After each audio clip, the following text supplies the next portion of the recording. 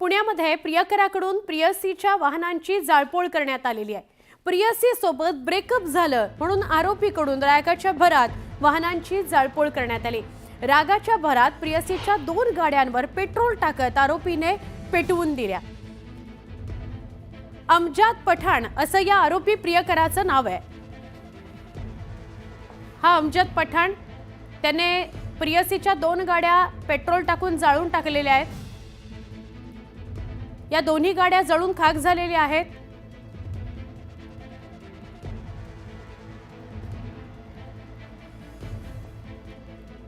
त्यांचं ब्रेकअप झालं आणि त्यामुळे त्याने रागाच्या भरात दोन्ही गाड्यांवर पेट्रोल टाकून त्या जाळून टाकलेल्या आहेत।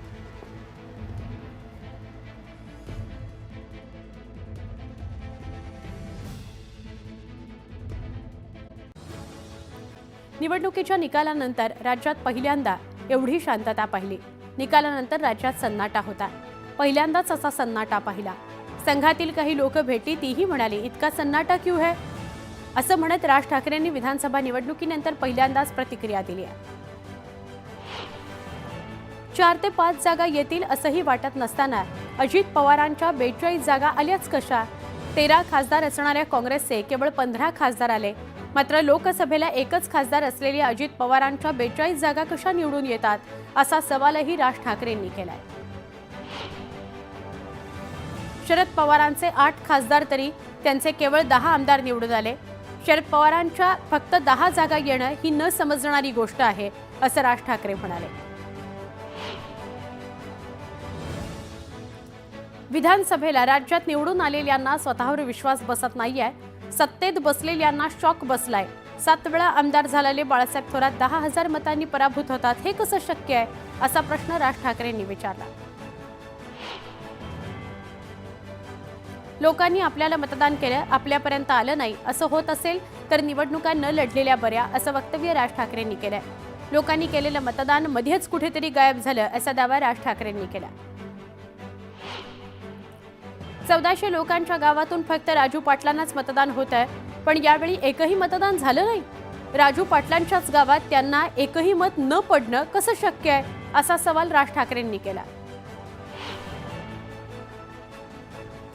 70,000 कोटींचा घोटाळा केलेल्यांना आत टाकू असं नरेंद्र मोदी म्हणाले होते। आम्हाला माहित नव्हतं मोदी त्यांना मंत्रिमंडळात टाकतील असा टोला राज ठाकरेंनी लगावला। फडणवीसांनी आरोप केलेले सगळे आज मंत्रिमंडळात आहेत अशी टीका राज ठाकरेंनी केली। कुणीही भेटायला येऊ द्या, पक्षाची भूमिका आणि तुमचं प्रेम लाचार ठेवणार नाही असं आश्वासन राज ठाकरेंनी कार्यकर्त्यांना दिलं। स्वार्थासाठी सगळ्या नेत्यांनी भूमिका बदलल्या। मी स्वार्थासाठी कधी भूमिका बदलली ते सांगा असा सवाल राज ठाकरेंनी केला। वाजपेयी पवारांनीही भूमिका बदलली असा आरोप राज ठाकरेंनी केला। बीडच्या डीपीडीसी बैठकीत अजित पवारांनी धनंजय मुंडेंशेजारी बसणं टाळलं। धनंजय मुंडे आणि पंकजा मुंडे बैठकीत शेजारी बसल्याचं बघायला मिळालं। माझी कामाची पद्धत वेगळी, वेडवाकडं काम सहन करणार नाही, जिल्ह्यात दर्जेदार कामं झालीच पाहिजेत असा थेट इशारा अजित पवारांनी दिला। विकासाची कामं करताना कुणी खंडणी मागता कामा नये, जनतेचा पैसा सत्कारणी लागला पाहिजे असं अजित पवारांनी सांगितलं। बीड जिल्हा सध्या सातत्याने चर्चेत आहे। जिथे तथ्य तिथे संबंधितांवर कारवाई करणार, तथ्य नसेल तर कारवाई करणार नाही अशी प्रतिक्रिया अजितदादांनी दिली। आपलं चारित्र्य स्वच्छ ठेवा, स्वतःची प्रतिमा जनमानसात चांगली ठेवा, चुकीच्या प्रवृत्तीच्या लोकांना सोबत ठेवू नका असं मार्गदर्शन करत अजित पवारांनी धनंजय मुंडेंना इशारा दिला।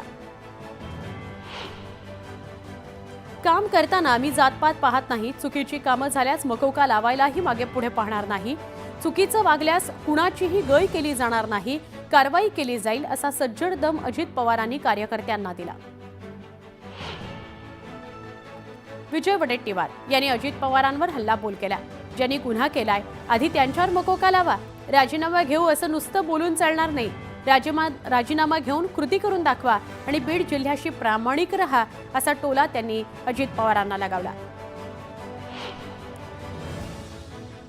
चुकीची माणसं आपल्या आजूबाजूला ठेवू नका, मी तुमच्या जवळचा असलो तरी चुकीचं वागू नका, कुणी कितीही जवळचा असला तरी चुकीचं खपवून घेऊ नका, असा कानमंत्र अजितदादांनी कार्यकर्त्यांना दिला.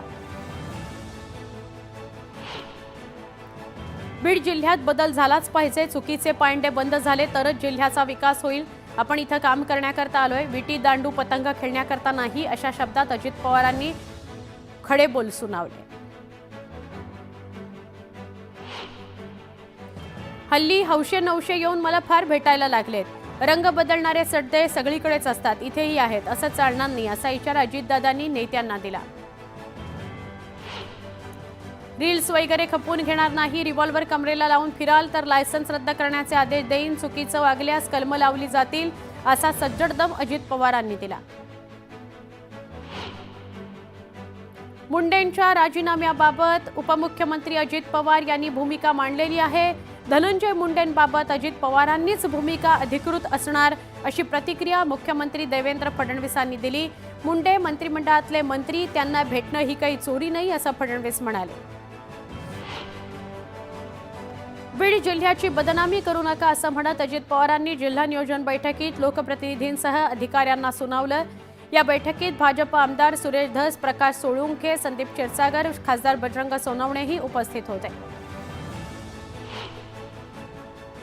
अजित पवारांच्या पीएला पुराव्यांचा पेनड्राईव्ह दिलाय. मी पेनड्राईव्ह दिल्यानंतर 500 जण कोमात गेले, तसा दावा भाजप आमदार सुरेश धस यांनी केलाय. डीपीडीसी बैठकीत मुद्द्याचं भांडण झालं. अजित पवारांनी बोगस बिलांबाबत लेखी पत्र मागितलं. 73 कोटींची बोगस बिलं उचलल्याचं मी पत्र तयार केलंय. लेखी पत्र देऊन अजितदादांकडे तक्रार करणारे, असं धस म्हणाले. परळीतले काही पोलीस चुकीचं वागले, त्यांनी राजीनामा द्यावा. पोलिसांनी राजीनामा देऊन टोळ्या सुरू कराव्यात, असं वक्तव्य भाजप आमदार सुरेश धस यांनी केलं. डीपीडीसीच्या बैठकीत बीडमधील दहशतीच्या विषयावरून बाचाबाची झाली. बीडची बदनामी करू नका, असे मुद्दे बैठकीत आले. मात्र बीड जिल्ह्यात अनेक कामांना चुकीच्या पद्धतीनं मान्यता दिली जाते. आम्ही केवळ जिल्ह्यातील सत्य परिस्थिती मांडतोय, असं बजरंग सोनवणे म्हणाले. अजित पवारांनी सुरेश धस आणि प्रकाश सोळंकेंना दणका दिलाय. जिल्हा नियोजन समितीच्या विधिमंडळ सदस्यांमधून सुरेश धस आणि प्रकाश सोळंकेचा पत्ता कट झालाय. राष्ट्रवादी काँग्रेसच्या कोट्यातून आमदार विजयसिंह पंडित आणि भाजपच्या कोट्यातून आमदार नमिता मुंदडा यांची नियुक्ती करण्यात आली आहे. बीड महानगरपालिकेचा विस्कळीतपणा झालेला पाणीपुरवठा सुरू करण्यात यावा, यासाठी महावितरणचं थकीत असलेलं 38 कोटींचं बिल जिल्हा नियोजनमधून देण्यात यावं, अशी मागणी संदीप क्षीरसागर यांनी अजित पवारांकडे केली आहे. जुना काळ गेला, जय भवानी जय शिवाजी बोलायचं आणि मत मिळवायचे दिवस गेले, असं अजब विधान परिषदेचे विरोधी पक्षनेते अंबादास दानवे यांनी केलंय. रायगडमधील संवाद मेळाव्यात दानवेंनी शिवसैनिकांना हा अजब सल्ला दिला. पालघरमधील शिवसेनेचे पदाधिकारी अशोक धोडी यांच्या कुटुंबानं पालघरच्या तलासरी आणि घोलवड पोलिसांवर गंभीर आरोप केलेत. अविनाश धोडीला चौकीतून पळवण्यात आल्या पोलिसांचा हात आहे, असा आरोप त्यांनी केलाय. अविनाश पोलिसांना लाखोंचा हप्ता देत असल्याचा आरोप कुटुंबानं केलाय. चंद्रकांत पाटील आणि उद्धव ठाकरेंची एका लग्नात भेट झाली. त्या भेटीनंतर चर्चांना उधाण आलं होतं. यावरच मुख्यमंत्री देवेंद्र फडणवीसांनी ही प्रतिक्रिया दिली. लग्नात भेट झाल्यानं युती होईल किंवा एकत्र पक्ष येतील, असा काही समज हा भाबडा विचार आहे. लग्नात भेटून पक्ष जवळ येत नाहीत, तर लग्नात भेटणं हे स्वाभाविक आहे. मी असतो तर मीही भेटलोच असतो, असं फडणवीस म्हणाले. बीडच्या परळी मतदारसंघातील कोट्यवधींच्या बोगस कामांचं ऑडिट करण्यात यावं, अशी मागणी सुरेश धस यांनी अजित पवारांकडे केली आहे. बीड जिल्ह्यामध्ये सर्व शासकीय विभाग प्रमुखांची पालकमंत्री अजित पवारांच्या उपस्थितीत बैठक पार पडली. बैठकीत अजित पवारांनी विकास कामांबाबत अधिकाऱ्यांना महत्त्वाच्या सूचना केल्या. सुप्रिया सुळेंनी कृषी विभागात घोटाळा झाल्याचा आरोप केलाय. पीक विमा योजनेतही घोटाळा झालाय, हे समोर आल्यानंतरही अद्याप कारवाई का केली नाही, असा सवाल त्यांनी विचारला. तर पीक विमा आणि हार्वेस्ट घोटाळ्याबाबत चर्चा करण्यात यावी, अशी मागणीही सुप्रिया सुळेंनी केली. पालघरमधील शिवसेनेचे पदाधिकारी अशोक धोडी यांच्या अपहरण प्रकरणामध्ये पोलिसांनी 4 जणांना अटक केली. अटक केलेल्या आरोपींनी वेगवेगळ्या टप्प्यात केलेला मदतीचा खुलासा पोलीस अधीक्षकांनी केला. बीड जिल्हाधिकारी कार्यालयासमोर सामाजिक कार्यकर्त्यांनी आंदोलन केलं. अजितदादा बीडची बारामती करा, अशी घोषणाबाजी सामाजिक कार्यकर्ते करत होते. एसटी दरवाढी विरोधात ठाकरे गटाने राजगुरुनगरमध्ये आंदोलन केलं. यावेळी आंदोलनामुळे खोळंबलेल्या प्रवाशांनीच आंदोलकांना खडेबोल सुनावले. दरम्यान आंदोलनाला विरोध नाही, पण आमची पर्यायी सोय करा, अशी भूमिका प्रवाशांनी मांडली. उल्हासनगरच्या कॅम्प 5 या परिसरातील जीन्स पॅकिंगच्या कारखान्याला भीषण आग लागली। यातील मुद्देमाल जळाल्यानं लाखोंचं नुकसान झालंय। शॉर्ट सर्किटमुळे आग लागल्याचा अंदाज वर्तवण्यात आलाय। उल्हासनगरच्या शहाट रेल्वे स्टेशन जवळच्या रस्त्याचं 80 फूट रुंदीकरण करावं अशी मागणी मनसेनं केली आहे। याशिवाय शहाट रेल्वे स्टेशन भागातील बाधित घरे आणि दुकानांना मोबदला देण्याचीही मागणी मनसेनं केली आहे। वातावरणातील सततच्या बदलाचा फटका वांगी उत्पादनावर झालाय। नवी मुंबईच्या एपीएमसी मार्केटमध्ये वांग्याची आवक कमी जास्त होतीये, त्यामुळे दरही बदललेत। सध्या वांग 10 ते 12 रुपये किलोवर असल्यानं शेतकऱ्यांसह व्यापारीही चिंतेत आहेत। हिंगोली शहरात महात्मा गांधींच्या पुण्यतिथीनिमित्त स्पर्श कुष्ठरोग निर्मूलन अभियानाअंतर्गत जनजागृती रॅली काढण्यात आली। आरोग्य विभागाच्या वतीनं ही रॅली काढण्यात आली। या जिल्हा सामान्य रुग्णालयातील अधिकारी, कर्मचारी, परिचारिका सहभागी होते। छत्रपती संभाजीनगर जिल्ह्याच्या डीपीडीसीच्या मीटिंगपूर्वी अंबादास दानवेंचा पारा चढला होता। त्यांच्या ओएसडीला जिल्हाधिकारी कार्यालयात येण्यापासून थांबवल्यानं दानवे भडकले होते। बैठकीत दंगल होणार की तलवारबाजी होणार आहे म्हणून लोकांना सोडत नाही का असा सवालही त्यांनी विचारला। सिंधुदुर्ग जिल्ह्याचे पालकमंत्री नितेश राणे यांच्या पाठपुराव्याला यश आलंय। सिंधुदुर्गातील शासकीय वैद्यकीय महाविद्यालयात अत्यावश्यक त्या सगळ्या सोयीसुविधा, यंत्रसामुग्री देण्याचे निर्देश वैद्यकीय शिक्षण मंत्री हसन मुश्रीफ यांनी दिलेत। चिपळूण तालुक्यातील गोवळकोट भोईवाडीतील महिला मंडळातर्फे वशिष्ठी पूजन करण्यात आलं। यावेळी अनेक महिलांनी या पूजेत सहभाग घेतला। वशिष्ठी नदीची ओटी भरली। वशिष्ठी नदीच्या उपकारांची जाणीव ठेवत नदीची पूजा करण्यात आली। न्यूज 18 लोकमतनं बातमी दाखवल्यानंतर जळगावातील तलाठी कार्यालयाच्या कामाला सुरुवात करण्यात आली। गेल्या 8 ते 9 महिन्यांपासून निधी अभावी काम बंद होतं, मात्र न्यूज 18 लोकमतनं बातमी दाखवताच कामाला सुरुवात झालेली आहे। पुणे पालिकेच्या रस्ता दुरुस्तीसाठी पालिकेनं हाती घेतलेल्या मिशन 15 अंतर्गत शहरातील महत्त्वाच्या रस्त्यांची कामं जवळपास 90% पूर्ण झाली आहेत। या प्रमुख 15 रस्त्यांवर कोणत्याही प्रकारची खोदकामं करता येणार नाहीत असे निर्देश पुणे पालिकेनं दिले आहेत। बुलडाणा जिल्ह्यातील शेगाव तालुक्यातील केसगळती प्रकरणात मोठी अपडेट आहे। केसगळती थांबल्यानंतर आता ग्रामस्थांना डोळ्यांचा त्रास सुरू झाला आहे। अनेकांची दृष्टी कमी झाल्याचा दावा गावकऱ्यांनी केला आहे। प्रजासत्ताक दिनी आत्मदहन करणाऱ्या वनमजुराला न्याय मिळावा यासाठी सटाणा, बागलाणमधील नागरिकांसह सगळ्या राजकीय पक्ष आणि संघटना एकवटल्या। पोलीस स्थानकासमोर मोर्चा काढून वनपालावर गुन्हा दाखल करण्याची मागणी नागरिकांनी केली आहे। सातारा जिल्ह्यातील वाई तालुक्यामध्ये असणाऱ्या कवठे गावात जिल्हा मध्यवर्ती बँक आणि कृषी विभागाच्या वतीनं शेतकऱ्यांसाठी हळद पीक लागवड उत्पादनातील वाढीबाबत चर्चासत्र आयोजित करण्यात आलं। या कार्यक्रमात खासदार नितीन पाटील यांचीही उपस्थिती होती। मालवणमधील राजकोट किल्ल्याच्या कामाला 15 फेब्रुवारीपासून प्रत्यक्षात सुरुवात होणार आहे। मॉडेल पुतळ्याला मंजुरी मिळाल्यानंतर प्रत्यक्ष पुतळा उभारणीच्या कामाला सुरुवात होणार आहे। पिंपरी चिंचवडमध्ये अनधिकृत बांधकामाविरुद्ध कारवाईला नागरिकांनी विरोध केला आहे। चिखली कुदळवाडी परिसरातील शेकडो नागरिक रस्त्यावर उतरल्यानं तणावाची परिस्थिती निर्माण झालेली आहे। हिंगोलीच्या वसमत इथल्या पूर्णा पाटबंधारे विभागाच्या कार्यकारी अभियंता संतोष बिराजदार यांना एका सामाजिक कार्यकर्त्यानं मारहाण केली। या घटनेचा निषेध करत कर्मचाऱ्यांनी आंदोलन करत गुन्हा दाखल करण्याची मागणी केली। पिंपरी चिंचवडमध्ये अनधिकृत बांधकामावरील कारवाईला नागरिकांनी विरोध केलाय। चिखली कुदळवाडी परिसरातील शेकडो नागरिक रस्त्यावर उतरले। त्यावेळी तणावाची परिस्थिती निर्माण झाल्यानं पोलिसांनी मोठा बंदोबस्त तैनात केलाय। अहिल्यानगरमधील नगर अर्बन बँक घोटाळ्याप्रकरणी 6 सहसंचालकांचा जामीन अर्ज उच्च न्यायालयानं फेटाळला। बँकेत झालेल्या 291 कोटींच्या घोटाळ्यामधील काही आणखी गंभीर बाबींवर तपास होण्याची शक्यता आहे। राज्यात ठाणे, लातूर, उदगीर या जिल्ह्यात बर्ड फ्लू आढळून आल्यानंतर धुळे जिल्ह्यातही पशुसंवर्धन विभाग सतर्क झालाय। बर्ड फ्लूच्या पार्श्वभूमीवर पशुसंवर्धन विभागानं तातडीने उपाययोजना करण्यास सुरुवात केली आहे।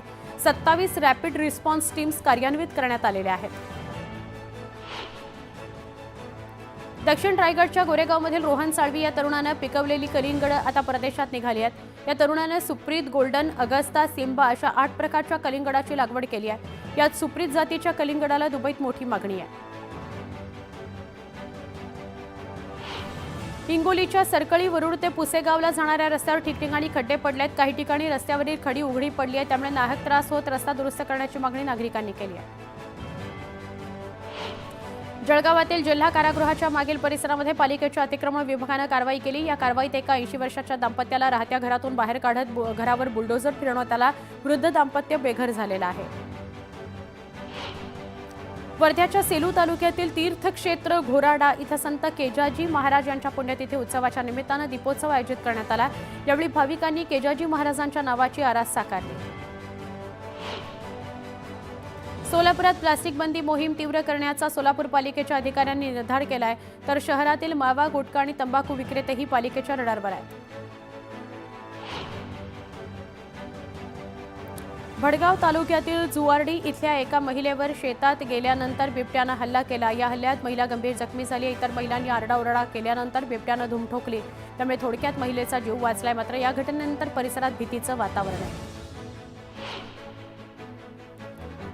चंद्रपुरातील ओबीसी मुलांच्या वसतिगृहात सध्या 40 विद्यार्थी आहेत। वसतिगृहाच्या स्थापनेपासून 5 महिने लोटूनही मुलांना डीहीटी रक्कम मिळालेली नाही। प्रत्येक विद्यार्थ्याची 25,000 रुपये रक्कम शासनाकडे आहे। ही रक्कम तात्काळ न मिळाल्यास 5 फेब्रुवारीला विद्यार्थ्यांनी आंदोलनाचा इशारा दिला आहे। अमरावती शहरात प्रमुख भागात महिला आणि पुरुषांकरता सामूहिक शौचालये उभारण्यात आलेली आहेत। त्यासाठी तब्बल 1.5 कोटींचा खर्च करण्यात आला। मात्र पालिकेच्या ढिसाळ कारभारामुळे ही शौचालये नागरिकांच्या अद्याप सेवेत नाहीत, त्यामुळे नागरिकांनी संताप नोंदवला आहे।